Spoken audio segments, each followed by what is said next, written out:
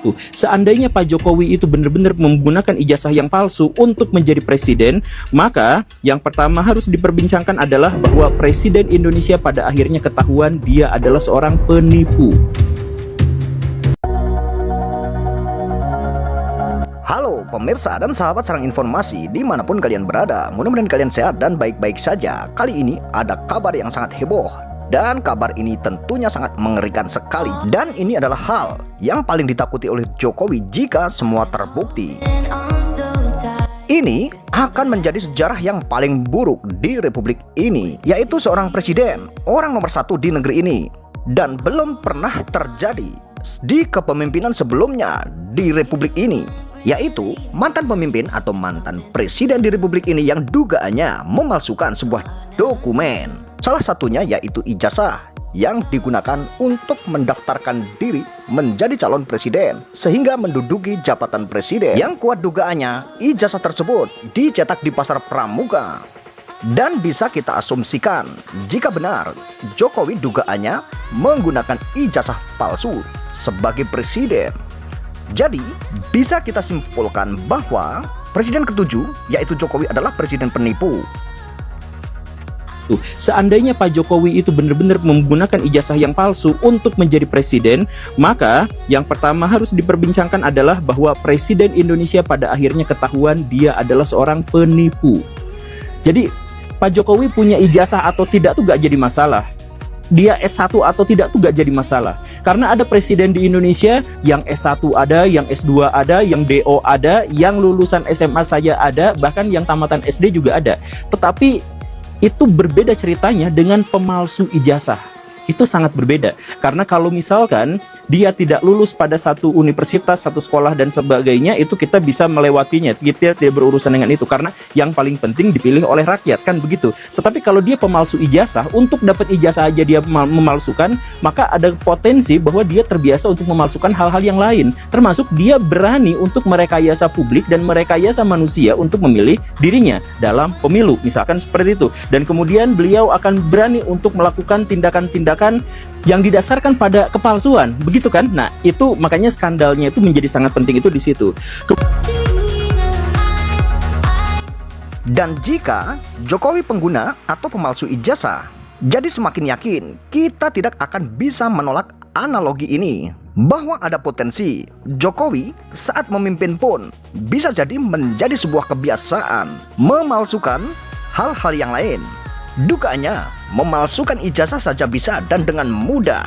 Apalagi hanya peraturan-peraturan dan kebijakan-kebijakan Jokowi. Tentunya sangat mudah sekali untuk dipalsukan ataupun direkayasa. Apalagi Jokowi adalah orang yang sangat berkuasa, dan Jokowi pemegang kendali kekuasaan di saat ia memimpin.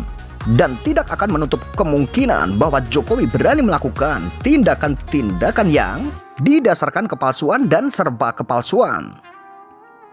Dan pantas saja jika Jokowi selama ini ingin terus menjabat dan ingin terus berkuasa, sekalipun beliau sudah pensiun.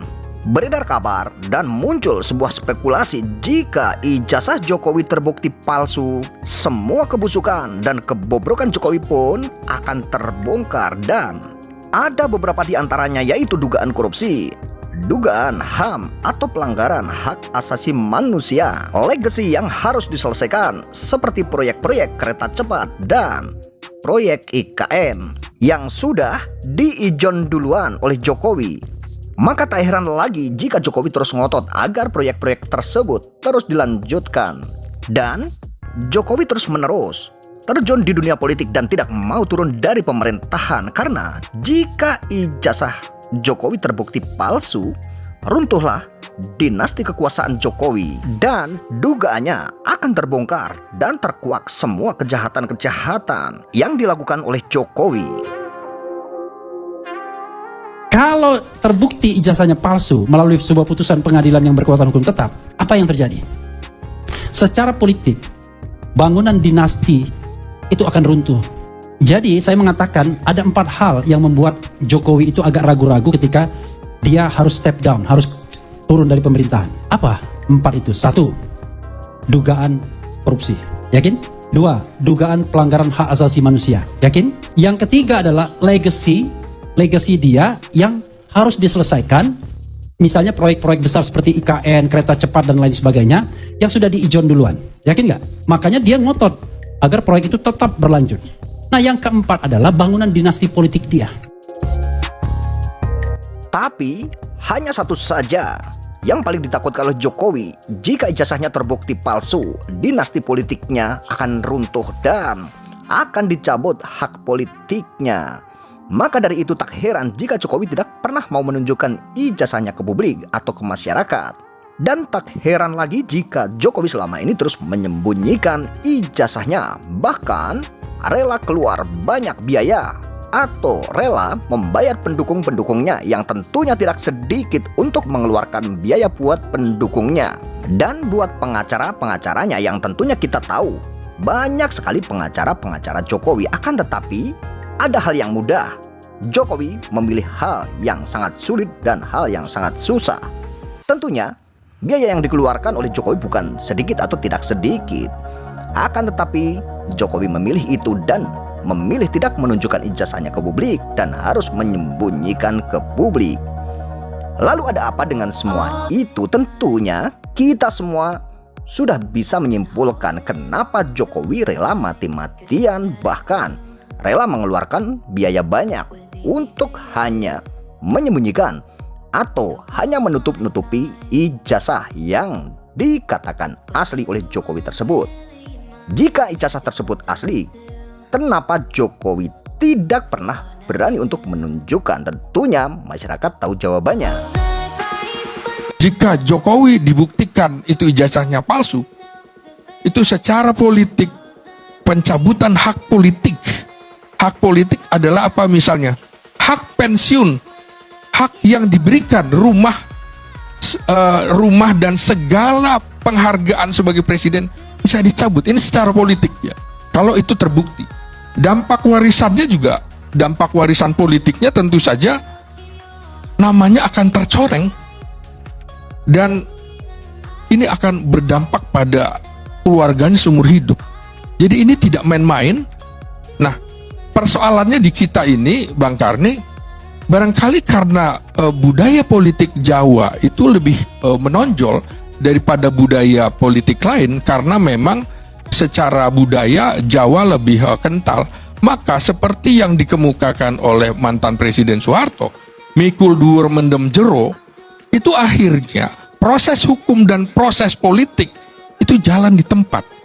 Nah, karena itu seperti melindungi presiden-presiden kita sebelumnya.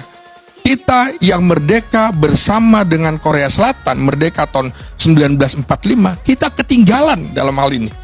Korea Selatan berani mengadili presiden-presidennya. Ini sebuah peringatan sebenarnya, supaya seseorang kalau menjadi penguasa, menjadi presiden, dia harus berpikir jangan berbuat bohong. Jangan mengedepankan pencitraan. Hasilnya apa? Berapa banyak presiden Korea Selatan yang sudah dibui walaupun kemudian dimaafkan. Hasilnya secara ekonomi luar biasa. Korea Selatan menjadi negara maju, jauh lebih maju daripada kita. Kasus ini menjadi pelajaran bagi siapapun yang akan maju dalam kontestasi apapun. Maka dokumen negara ini harus betul-betul keasliannya bisa dipertanggungjawabkan. Mengapa kemudian persoalan ini kemudian naik kembali? Nah, Jokowi, boleh saya ini enggak? Sebentar. Jokowi adalah pejabat publik pada saat menjadi wali kota, gubernur, dan presiden. Maka publik menurut saya juga wajar kalau menanyakan hal itu kembali. Inilah yang terjadi jika ijazah Jokowi terbukti palsu. Jika ijazah mantan Presiden Jokowi terbukti palsu, maka Jokowi bisa dihukum dengan pasal pemalsuan dokumen. Dan seluruh jabatannya, mulai dari wali kota, gubernur hingga presiden bisa dianggap tidak sah. Secara politik, kepercayaan publik pun akan runtuh dan bisa memicu gelombang demonstrasi serta ketidakstabilan nasional. Legitimasi pemilu juga akan dipertanyakan, bahkan bisa menimbulkan krisis konstitusional. Dunia internasional pun akan meragukan kredibilitas Indonesia dan citra Indonesia di mata dunia akan rusak. Namun tuduhan tersebut harus dibuktikan melalui proses hukum yang sah. Jika tidak terbukti Jokowi menggunakan ijazah palsu, maka penyebar isu tersebut bisa dikenakan sanksi pidana karena telah menyebarkan berita hoaks.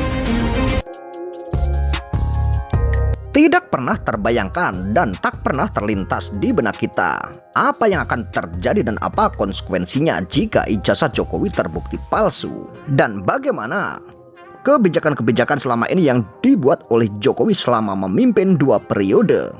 Dan bagaimana dengan hutang-hutang yang nilainya sangat fantastis dan sangat besar, yaitu ribuan triliun. Apakah Jokowi akan dicabut hak-haknya dan dicabut hak politiknya?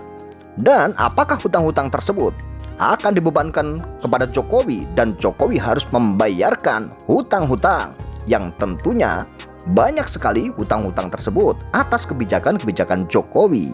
Maka tak heran lagi jika Jokowi selama ini terus mempertahankan agar terus bereksistensi di dunia politiknya dan tidak pernah mau turun dari pemerintahan. Padahal Jokowi pernah janji jika selesai menjabat sebagai presiden dan menjadi mantan presiden akan menjadi rakyat biasa dan akan pulang ke Solo. Akan tetapi apa yang kita lihat, Jokowi terus saja masih eksis dan terus saja Jokowi di panggung politiknya. Dari situlah masyarakat menilai bahwa Jokowi sangat ketakutan sekali jika turun dari politik dan jika turun dari pemerintahan, karena jika ijazahnya terbukti palsu, tentunya dinasti politiknya akan runtuh dan dugaan-dugaan korupsi, dugaan pelanggaran hak asasi manusia pun akan terbongkar dan beberapa proyek-proyek yang dibuat oleh Jokowi pun akan terbongkar. Karena di proyek-proyek tersebut ada banyak sekali dugaan-dugaan markup yang dilakukan oleh Jokowi, bahkan banyak sekali pejabat-pejabat yang terseret atau tersandung korupsi pun menyangkut-nyangkut dan membawa-bawa menyeret nama Jokowi. Jadi tidak heran lagi dan tidak aneh jika Jokowi terbukti ijazahnya palsu dan Jokowi turun dari pemerintahan. Akan terbongkar semua dan berita yang beredar bahwa Jokowi akan diadili. Yang betapa tragisnya bangsa ini menerima kenyataan bahwa memang ijazah mantan Presiden Joko Widodo itu palsu.